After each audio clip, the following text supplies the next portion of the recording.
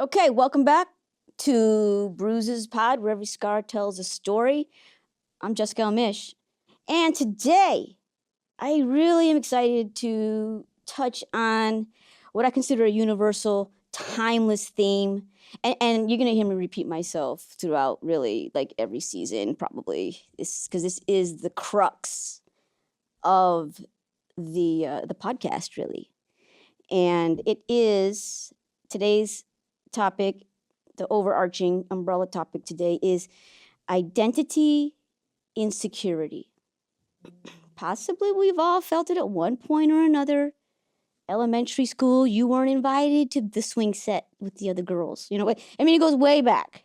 We learn, right, through early socialization. Well, it used to be, you know, now they have like homeschooling and stuff. So some kids don't get access to this kind of, experience early, this interaction. But I know there was not much homeschooling going on when I was a child. It's kind of like ramped up now, especially after COVID, right? Like out of necessity, parents had to adapt and kids had to adapt too, being sort of isolated. If they didn't have siblings, they were really kind of left to their iPads and their little smartphones, and they had to interact with people. My generation didn't have access to that, so most of our socialization came from like in person on the playground when we were little in public school system. I didn't grow up rich, and so I had to attend the public school system. And so we learn early. We don't know the words necessarily to describe it, but we learn early what identity insecurity feels like at some point or another. Either, for whatever reason, you were on the outs, as we say, maybe the cool kids, they had more money than your family, so they had better clothes. And then your dad got a promotion, then you had better clothes than some kids, and then you became in the in crowd. So it fluctuates throughout your human journey, right? Sometimes you're feeling insecure about your identity, sometimes not so much, depending on the circumstances, right? So, yeah, identity insecurity, that's the topic for today.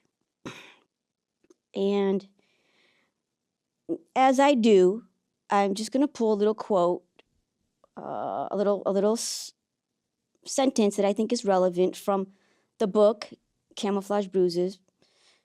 The quote that I'm pulling from Camouflage Bruises is in the jump school chapter. It's when I'm sent to jump school at Fort Benning, Georgia, paratrooper school. For those who don't know what jump school means, that's lingo. That's military lingo for paratrooper school. And I'm not gonna get into all the ins and outs of what happens in that chapter, because if you're interested, you can always go ahead and delve into that story. But there's a quote. There's one quote that I remember, and then again, these weren't my words, but I remember, and I wrote about what I remembered. I remember being bused to jump school at Fort Benning. You fly in, and then a bus picks you up, right, with other candidates. And the strangest thing, again, I know when you're very young, life is just unfolding, and you accumulate experience as you go. And I had never been exposed to this particular statement.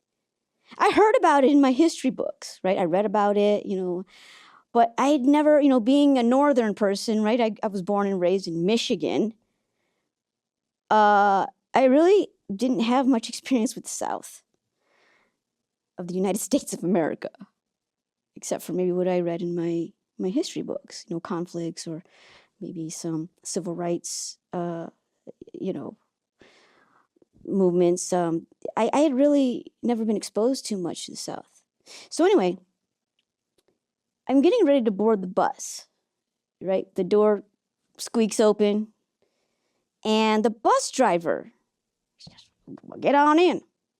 Okay, I'm going to get on in. But I read his cap.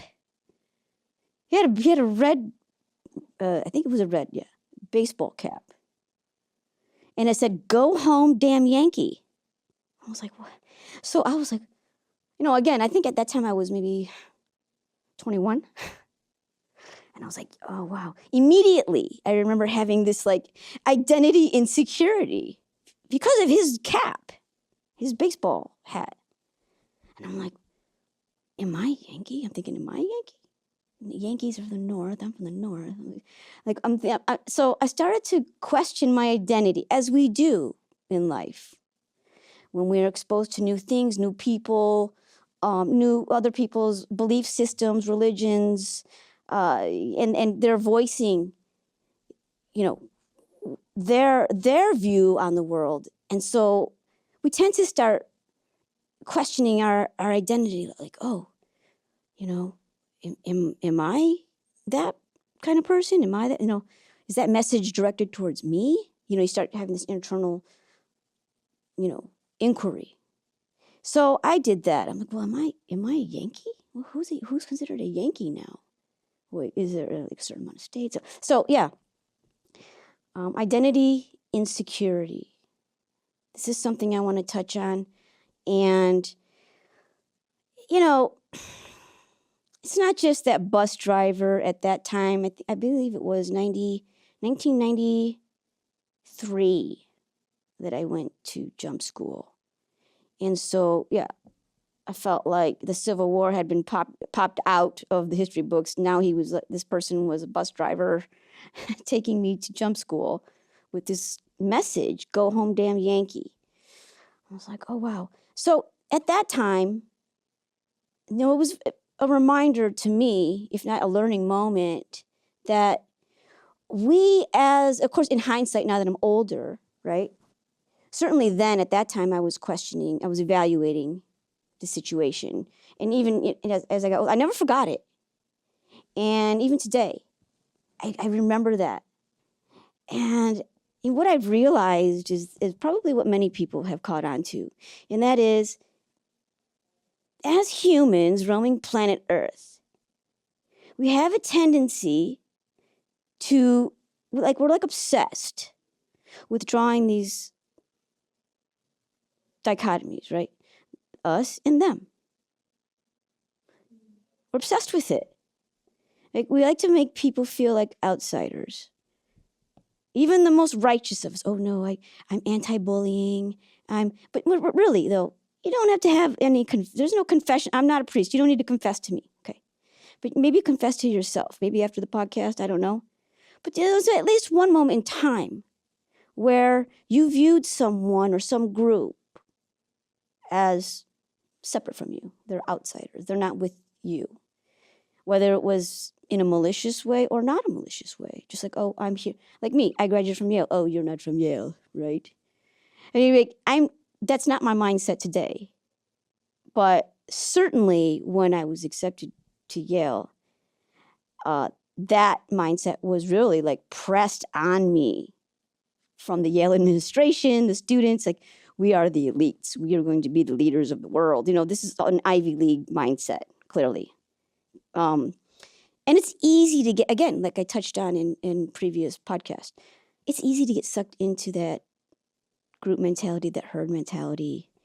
And, it's empowering, you're special, But it's kind of joking, but seriously, we tend to do that, especially if we're in a position of what we perceive as power.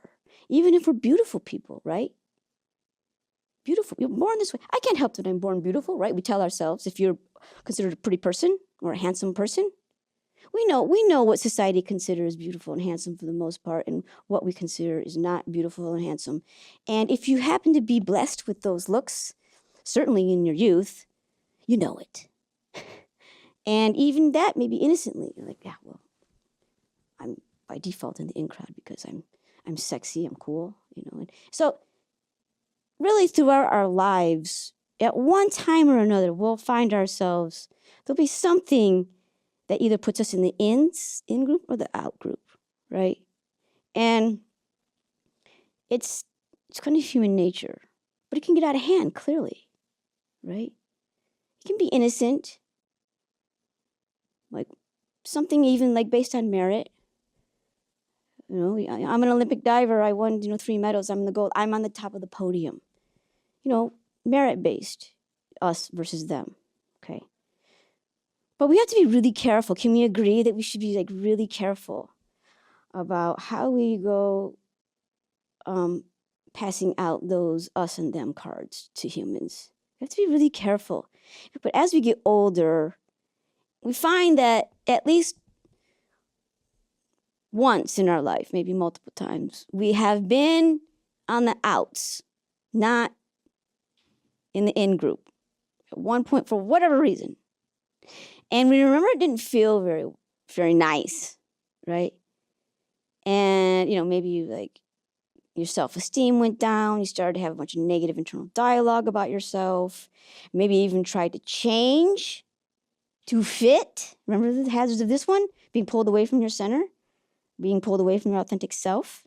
We have to be really careful with that because remember a few podcasts ago, we talked about integrating yourself, staying your conscious, your subconscious, making sure that you're integrated as society changes. But even as you continue to grow and experience different things in life, different groups of people, different scenarios, different episodes, you may find yourself on the ins or you may find yourself on the outs.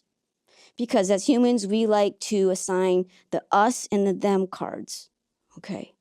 And if you're on the outs, there's a temptation, because it doesn't feel good to be on the outs, right? You want to be with the popular kids or whatever it is. It doesn't feel so great. And there'll be a temptation to try to change yourself, to look more like, or to, whatever it is, dress more like, or to make as much money as, or, fill in the blank, so that you can qualify to be in the in crowd, okay? Because those folks you perceive as having access to privilege, power, whatever, fill in the blank. But for some reason, you want to be in that crowd, right? There's a temptation to start changing yourself or in ways that don't honor your authentic self, okay? We want to be really careful about that. That's why I always say, as you move through life, periodically ask yourself, who am I? Do a check. Like do an engine check. Do an oil change check. Who am I? Okay? Now, as I like to do, I'm going to crank it back in time so we can put things into historical perspective. Okay? Now, I want to touch on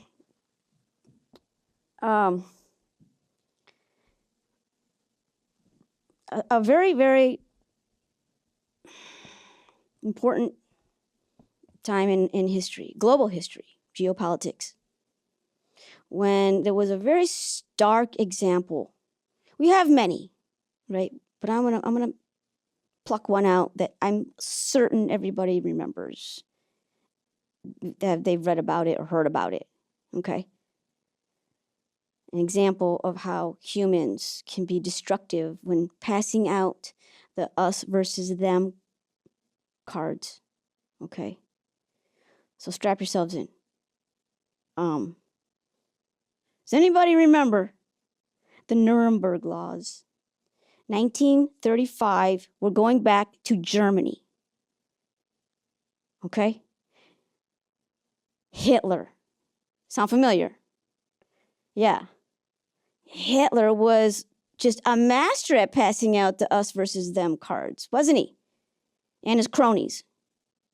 Okay? We call it propaganda, right? He propagandized. Very, very instrumental. We dare say some politicians in current times try to take a chapter from his book because he was so masterful at it.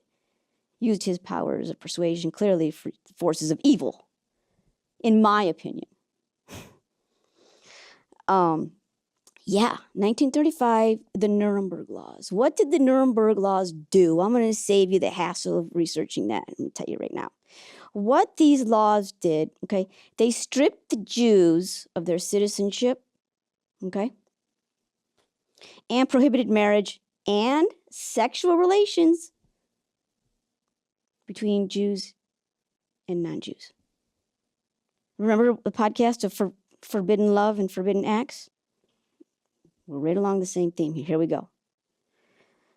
The Jews, based off of their ancestry, okay, were not allowed to have sexual relations with those who were non-Jews, okay, of Aryan descent. This kind of sexual interaction was considered not just disgusting, but criminal. Sound familiar? Yes. Mr. Clarence Thomas, are you still out there listening? Yes. Criminal. We keep doing this to each other as humans throughout time. And once again, I would like to say just for a moment, I'm so proud of my country, the United States of America. I'm probably not really popular saying this with a lot of young people because there's a complaint list of everything that we're doing wrong right now. But we are still trying to get it right. And we've come a long way. But anyway, let's go back. 1935, Nuremberg laws.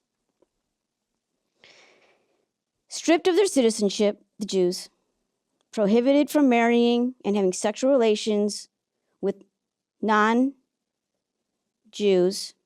okay?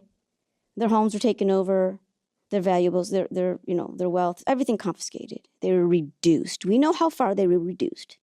We do, okay? Germans, I remember watching those documentaries in black and white, in school. The Hail Hitler. Just seas of human beings. And as a young person in school, when did I first, I was still in elementary school, actually, when I was exposed to this chapter in our world history. I saw the photos, the decimation. What happened? And of course, the documentaries, the films that teachers would show us. And immediately I thought,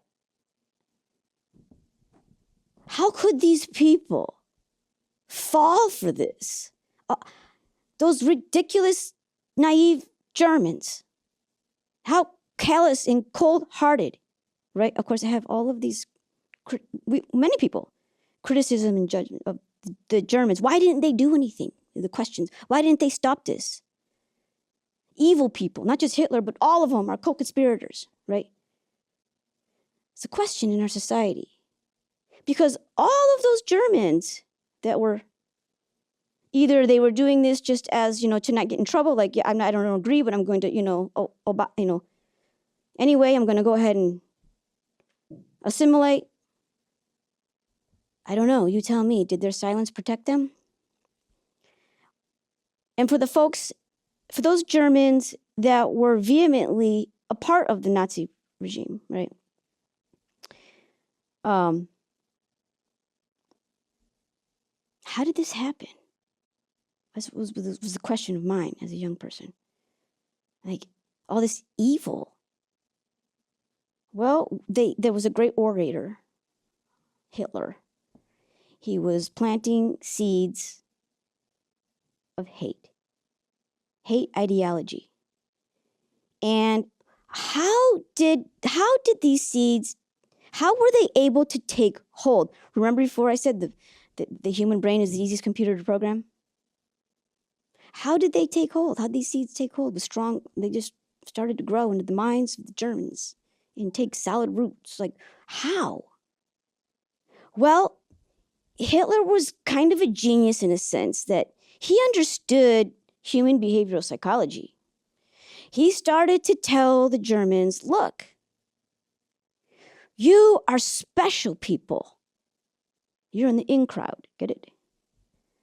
There's something superior about you based off of your bloodline. You don't have to do anything special except just be. You're already superior. You're already special people. You're already in the cool crowd. You're all beautiful just because you're German, your bloodline, your Aryan race. These other people, the Jews and the homosexuals, I'm going to get to this in a minute. These folks actually are a part of the problem. They're holding us back. So all the problems that Germany had at that time, economic, really. You can go in your history. You talk about the Treaty of Versailles. You can go back in your history books on your own time and figure out why. But Hitler made the Germans feel really good about themselves. He took all of the responsibility off of the Germans and put them squarely on the outsiders, which he deemed were the Jews.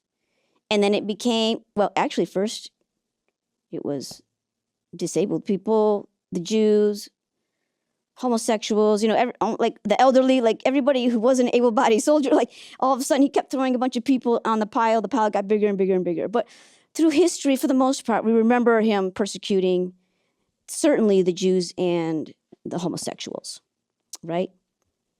And the Nuremberg laws really kind of codified that. They started to, what we call, mark humans. Do you remember how they started marking humans after the Nuremberg laws were initiated, codified? Yeah, that's right. Jews had to wear the yellow Star of David so that Germans would know who was on the outs. Okay? They're the others. They're not allowed to have the privileges. They're not as good as we are. That was the message. It's at minimum. Okay? But also the homosexuals. Okay, Hitler, although it was rumored that he himself was homosexual, but we can't go back and ask and confirm. But he also had the homosexuals marked. And that's where that pink triangle came in. Homosexuals had to wear a pink triangle band or a little patch sewn on. They had to be marked. So the Jews were marked with the yellow Star of David, and the homosexuals were marked with the pink triangle. Okay? Humans passing out the others card, okay? In a big fat way. You are not like us. You are not as good as we are. You are not as pretty as we are. You're not as smart as we are. You're not as worthy as we are. We do this as a human race. We've been doing it from the beginning of time. Go back to your Bible. I'm not going to go ahead and reiterate the Bible here today, but you'll find it all throughout, really all religions, I think. But yeah, as humans, we like to separate from each other. So destructive, really. So destructive. We know this. Wars come from this. Okay, that is the result ultimately. If we don't get a handle on this, in terms of when we feel empowered at certain moments, when we are, for whatever reason, falling into the in crowd, what are we doing with that power? By the way, it's not forever. We know it. It's fleeting. But what are we doing with that power when we have it? We have to ask ourselves. We need to do a check. We need to do an engine check. This goes back to the playground in elementary school, to what are we doing as adults in geopolitical scenarios? Clearly, the United States, we've had a lot of power, especially after World War II, right? So we should always, even as a country, really. And by the way, you see the colors I'm wearing here? This isn't an accident. My Marine Corps color is red. Shows the world the blood we shed. My Marine Corps color is gold. Shows the world that we are bold. I know all of you Marines out there, you singing along. We take great pride in being able to submit the others. Okay, great pride. Marine Corps were the 911 force. Okay? And, when I was an active duty Marine, my adrenaline would start pumping and I would get goosebumps. I loved being an active duty Marine.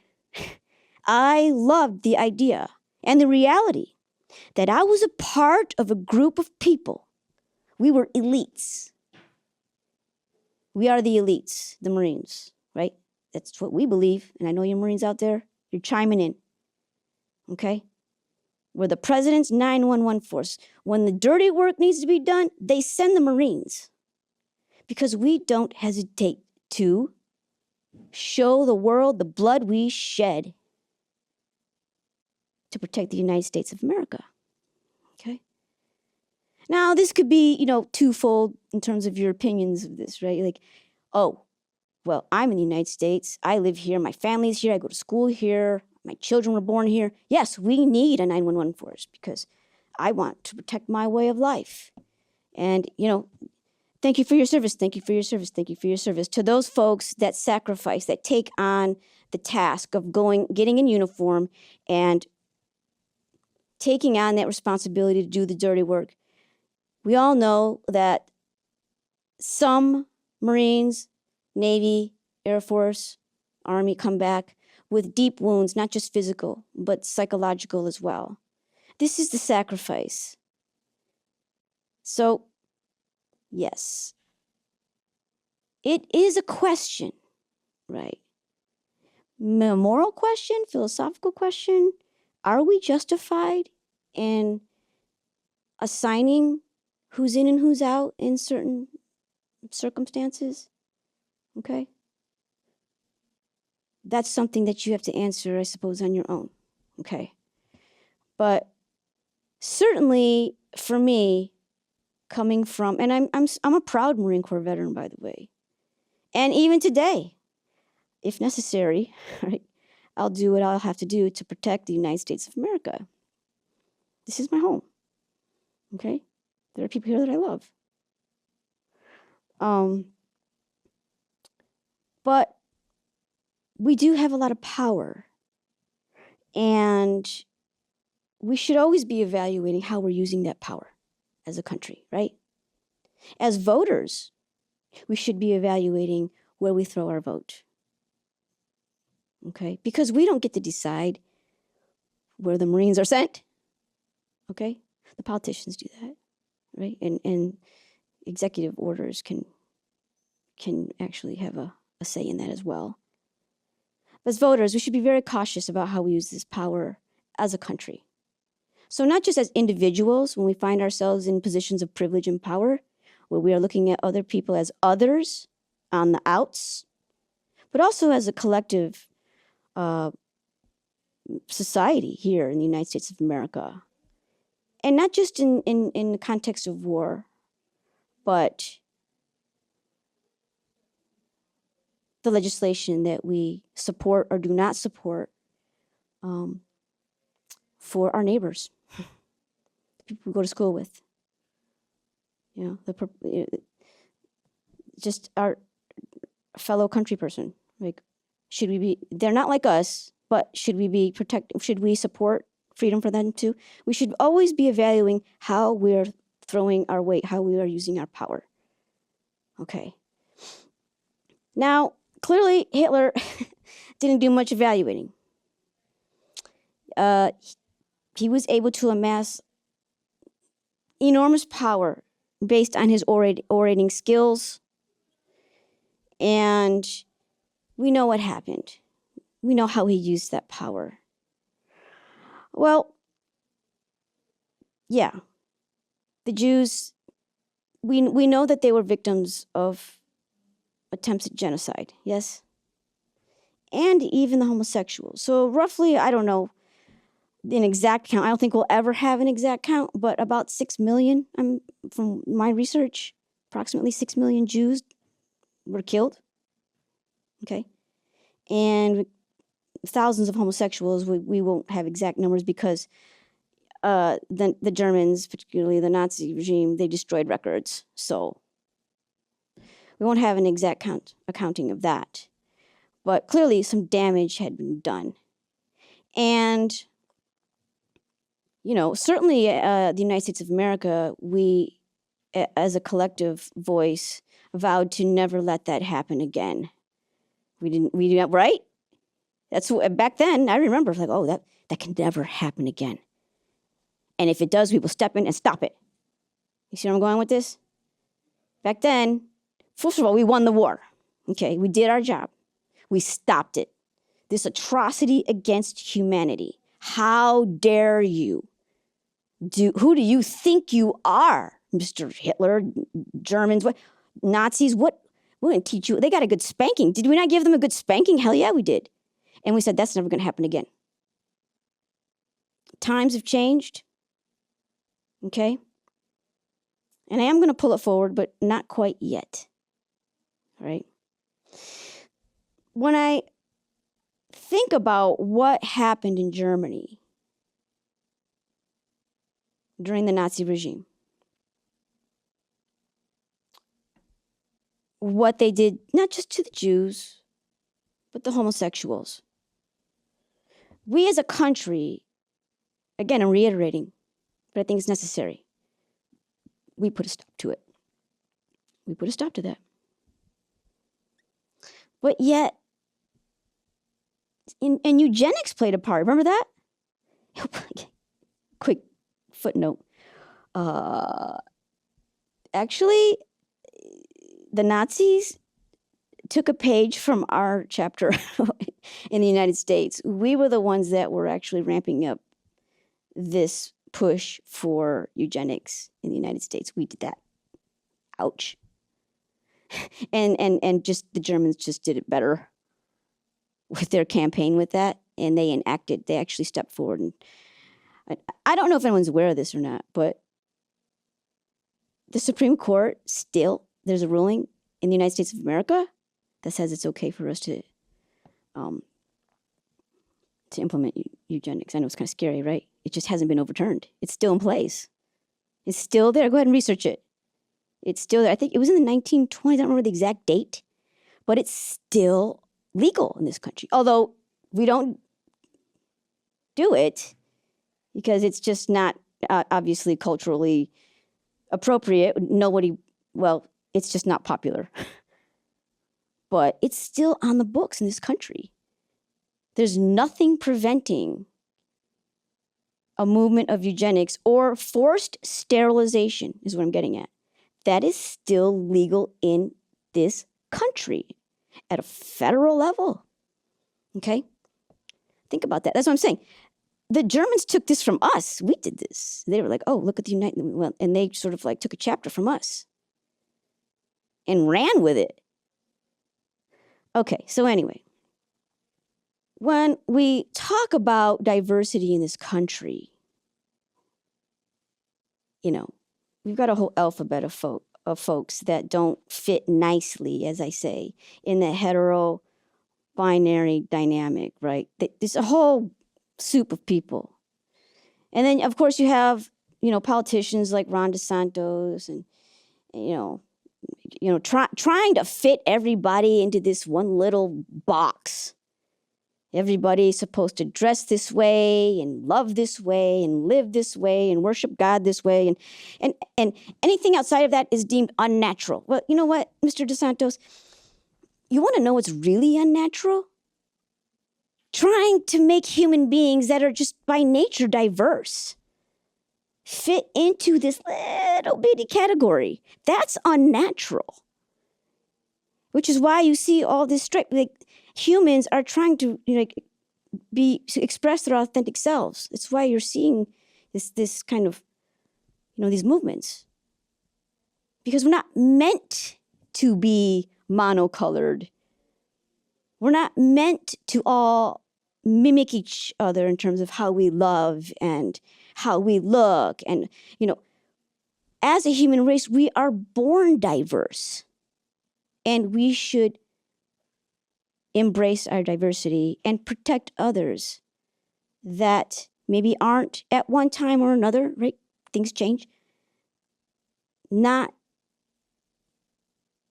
empowered as we are at that particular moment in our life. What we should be doing is protecting that person, that group, whatever, their diversity. Not judging, not continuing to disempower them. Not causing harm. Respect. Acknowledge. You don't have to be like them. You don't have to love like them. You don't have to dress like them. Hey, look, whatever. You like my tie? I don't give a shit. You like my tie? I like it. I get to wear it. This would have been illegal, by the way. Once upon a time, me dressing like this would have been illegal. I would have been thrown in jail. Okay, you get it? But we have evolved as a human race, as a society. You don't have to dress like me as a woman. You just have to respect that this is how I express myself at this moment in time. And you wear what you want to wear. That's fine. But, you know, going back to how we as a human race love to separate ourselves from others, especially if we feel like we have access to privilege and power. I mean, you can even see this in Hollywood, right? Even teenage girls do this. Mean Girls. Who saw that movie? The Plastics. Who knew teenage girls in suburbia could be a menace to society? Well, I knew because I went to high school. Yeah. And particularly in public school. They can be particularly, if they're beautiful and rich and, they do that. They clump up and they create their own little clique. And then they make girls that don't look like them feel not so great. We call it bullying and whatever, but yeah. Even what you would think would be innocuous teenage girls in suburbia, they should know better. But no, once they feel like they have access to privilege and power in their own little lives, they are capable of misusing that power. And that can carry out throughout, that kind of emotional and psychological harm can reverberate throughout a person's life in terms of like their self-value and how they view themselves and body image and all of that, right? So, yeah, even teenage girls can clump up and abuse power and cause harm. Mm-hmm. Parents, where are you? Okay.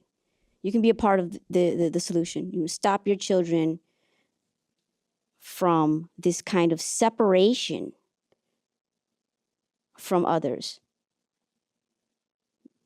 And, real quick, I want to touch on this, what seems to be a phenomenon in our country, in the United States, mass school shootings.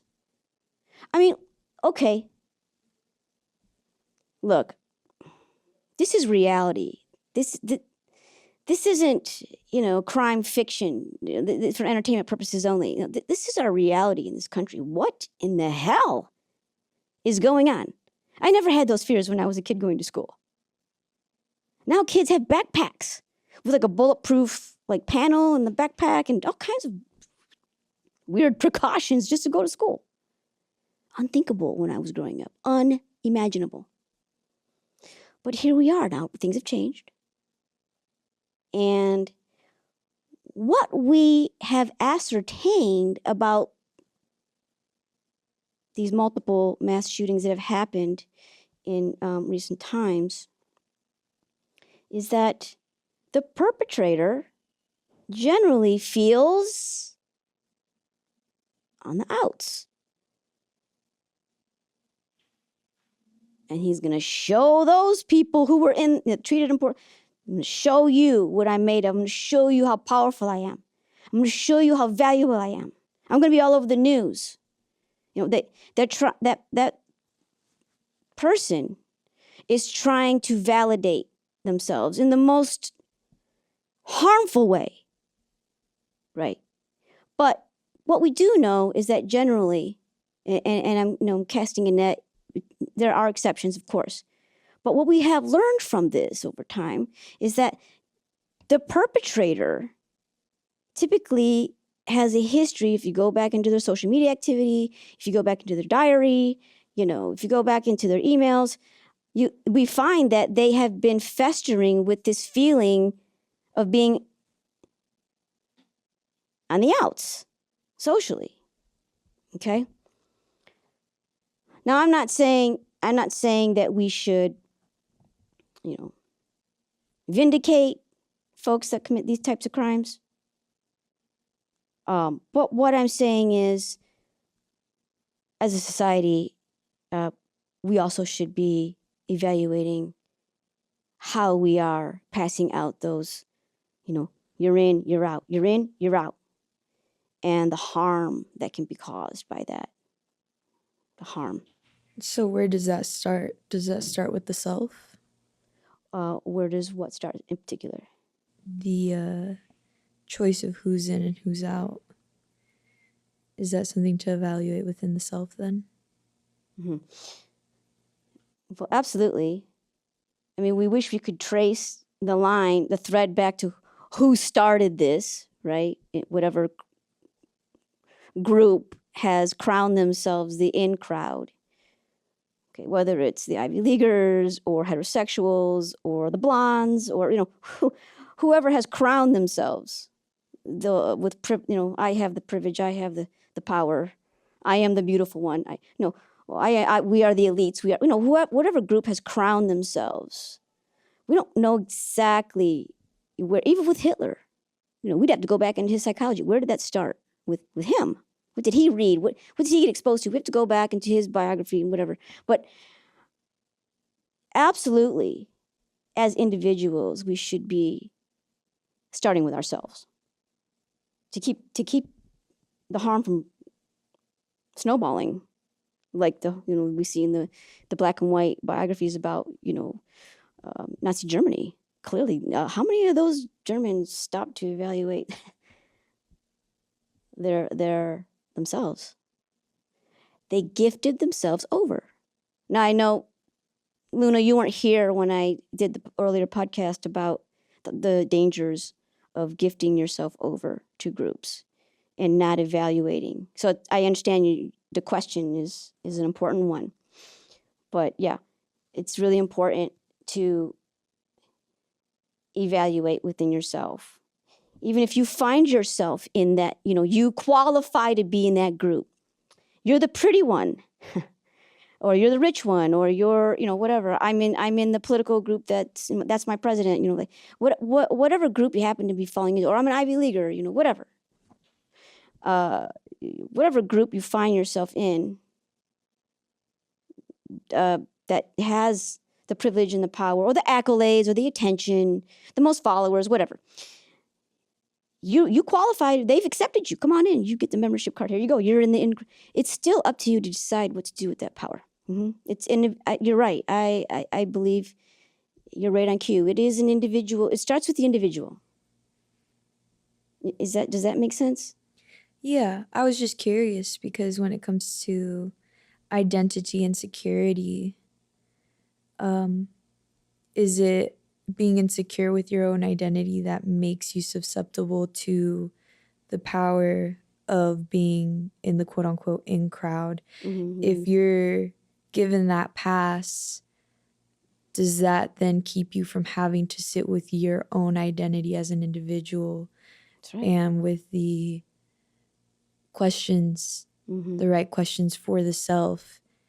So instead of having to focus on that and maybe the insecurities in that way, are you using this social shield as a form of, abusing power in ways?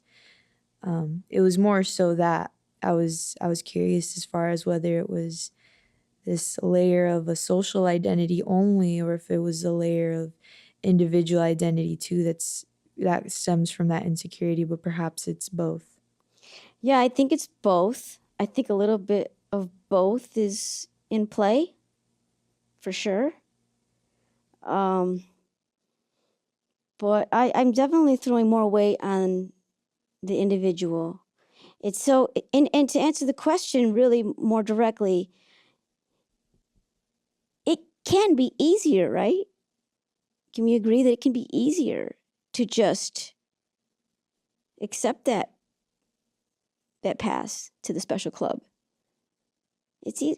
Why use all these critical thinking widgets? The smoke starts to come. It's a lot of work, and it can be uncomfortable. Why bother when you can just enjoy? You get the crown and all the feel goods that come with being in that group. Why bother inconveniencing yourself and festering? Boring, right? Why bother even turning those those critical thinking widgets. It burns calories, it's time consuming, it can make me feel uncomfortable. The hell with it. Hey, let's go take a ride in your Lexus convertible and let's have fun. So it's easier to not sit with yourself in introspection about how you are accepting that power at that time in your life. It's easier to just stick, you know what? It is what it is. Some people have it, some people don't. I have it. It's easier and it feels good. Certainly for the Germans, they're like, yes, we are supreme, we are superior, we are beautiful. It's easier, it feels good. It's like a drug. So, you know, I would say it comes with age and maturity, you know, the ability to keep yourself from being hoovered up into the group mentality. But no, even when the frontal lobe develops, still, I mean, clearly, Nazi Germany, you see all, Hail Hitler, those folks are over 26. There's a lot of them that are well over 26. So they clearly have their frontal lobe already developed, and yet still, they were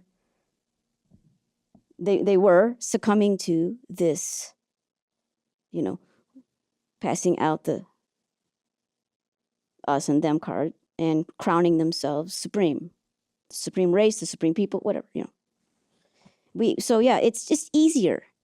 It's like, you know, kids not wanting to do their homework. I'd rather play video games. Let's get to it.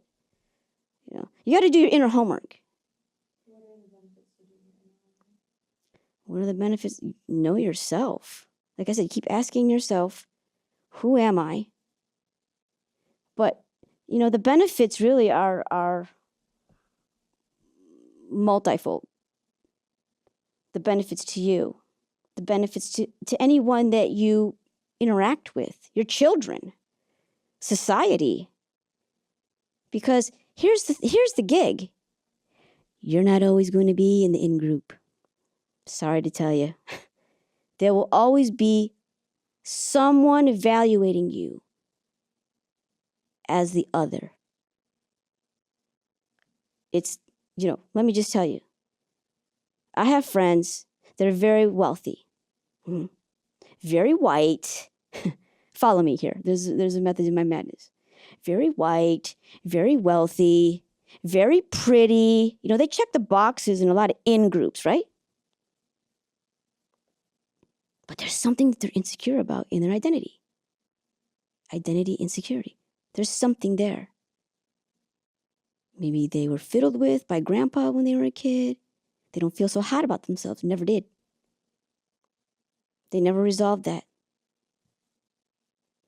Even though they checked the boxes of every in-group, they have this area in their life. They don't feel normal, okay? They don't feel very cool. And that's just one little example. Or, I mean, you could be a person of color, right? Pick a color, anything except white. You're a person of color.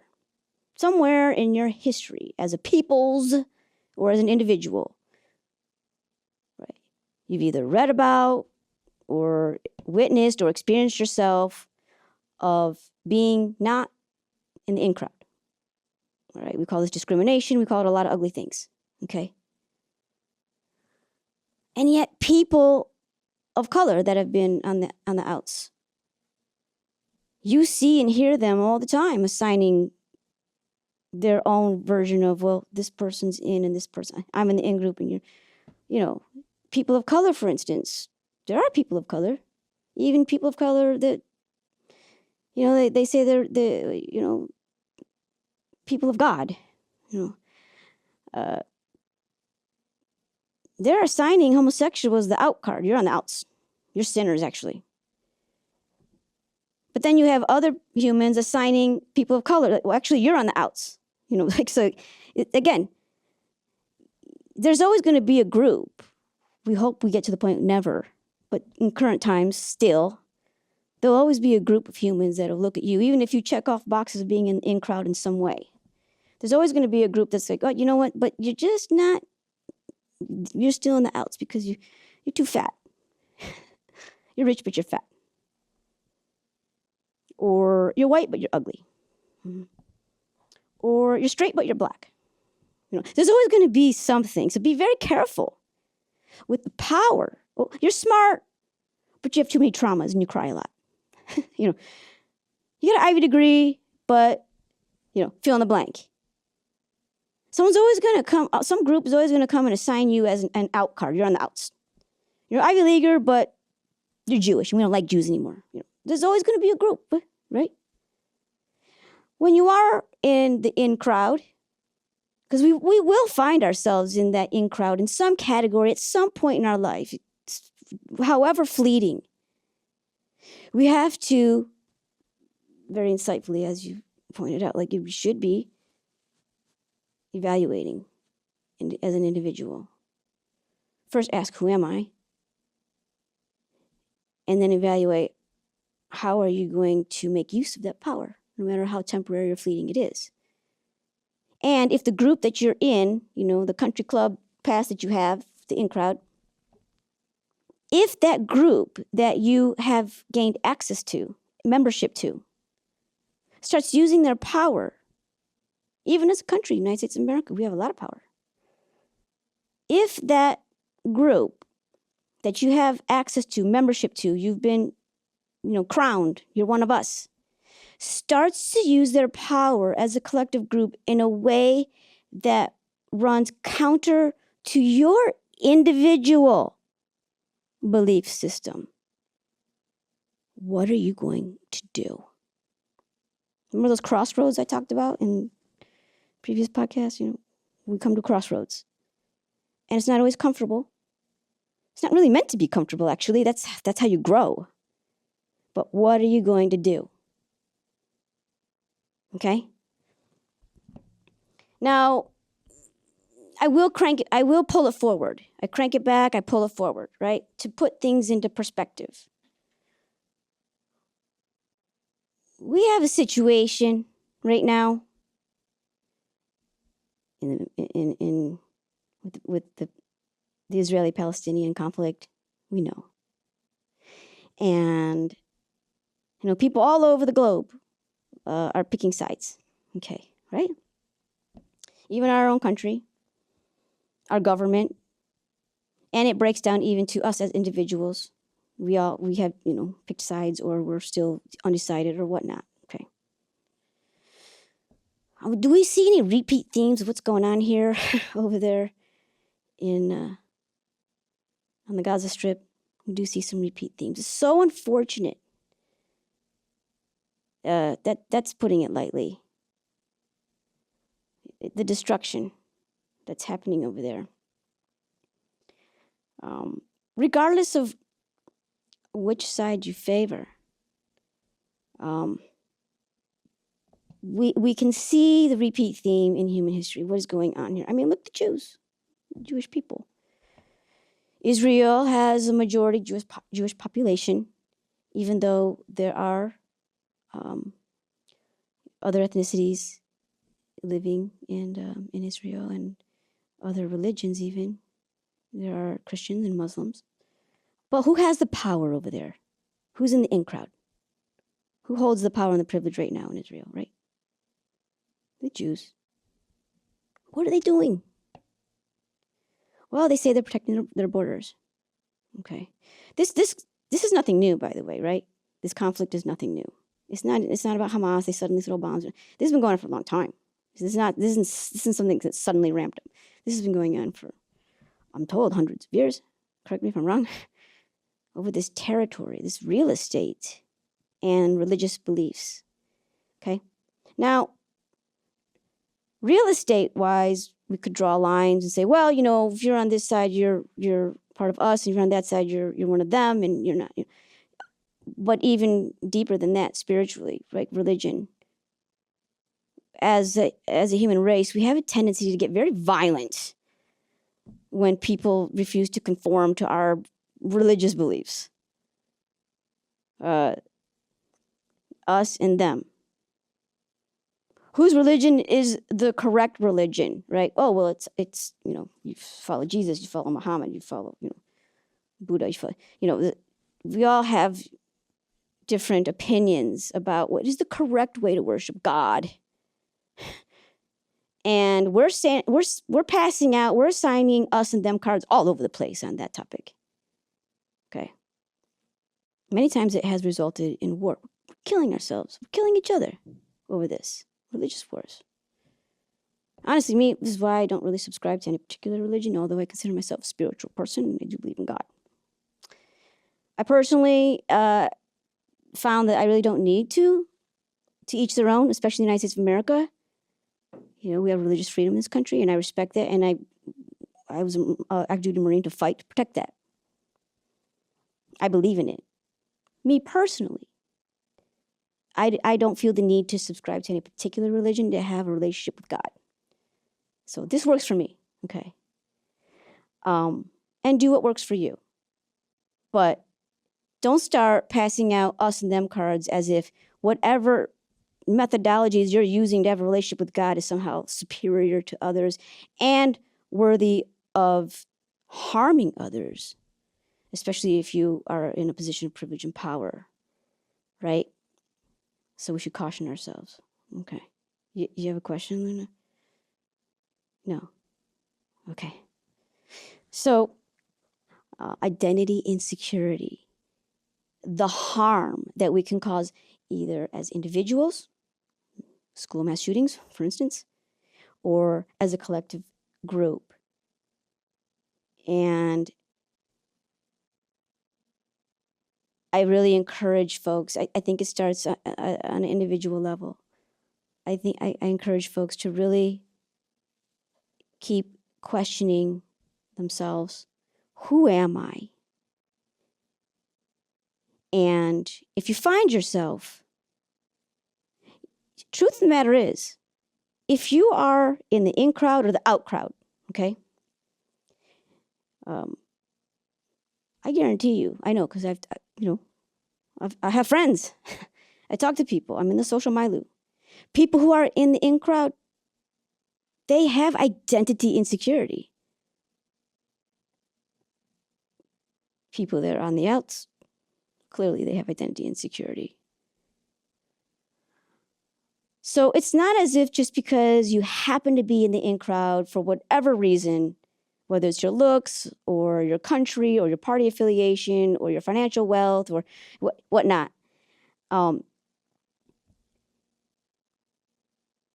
you have an identity insecurity built in somewhere in there still. I've heard it from people. So whether you're in the in crowd or the out crowd, and you're harboring identity insecurity, I really, again, this theme, I'm going to keep carrying this theme. It's the thread throughout my podcast. Do an engine check. Who am I? Okay, who am I? Who am I today? Who am I right now? And am I being true to myself, to my beliefs? But in terms of, know who you are. You want to be a good person? I don't know. I would like to think that most people do. But that's wishful thinking too. We should always, though, be doing an engine check. Lift the hood, do an engine check. Who are you? What are you doing with your power? Or what are you doing with your lack of power? Are you causing harm and destruction? I think it's so important for us really to keep the dialogue going. That's part of the impetus of this podcast, really. I mean, I'm in the outs in some ways, right? In some categories, in some sectors. There are some people that still think women shouldn't be in the military. Women shouldn't be in combat. Gays shouldn't get married. Name it. I'm a person of color also, My people are supposedly, infiltrating this country and taking over and, you name it. There are people that see me that way as well, right? So I fit a few categories of being in the outs, right? So if, for instance, someone in my situation were not to do an engine check, I might react in harmful ways, correct? Because I could possibly have identity insecurity. You don't like me because I'm a lesbian? You don't like me because, I'm a person of color? You don't like me because, and so now am I feeling like this? No, I'm not. I'm not, because I do an engine check regularly. Who am I? I know who I am. I made that very clear in the previous podcast. I can answer that question because I know who I am. And I can't tell you who you are.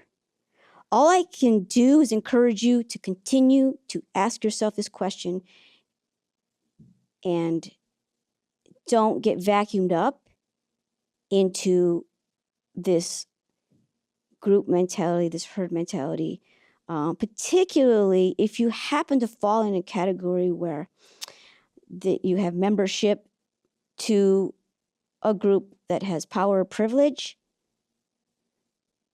Just because it's easier to be a part of the in crowd, or, us and them, they're not a part of it. It's just easier because it's comfortable. I would caution against just gifting yourself over and your mind and your beliefs, and just, do an engine check, do an evaluation periodically, especially if you're younger, because you're still accumulating empirical evidence. You're still practical application in life. So that's where I'm going to leave it right there. Identity insecurity. I'm not casting judgment because I've been through it. I've been through it. We all have been through this identity insecurity. It's part of our identity journey. But how do we get to the point where we can say, I know who I am? You have to, along the way, you keep doing a check. Who am I? What am I doing with this power or lack of power? Quite honest, I think we'd be a better society for it. Right? So I look forward to having you come back for the next podcast. Again, Bruises Pod, where every scar tells a story. I'm Jessica Elmish, author of Camouflage Bruises, and I'll see you next time.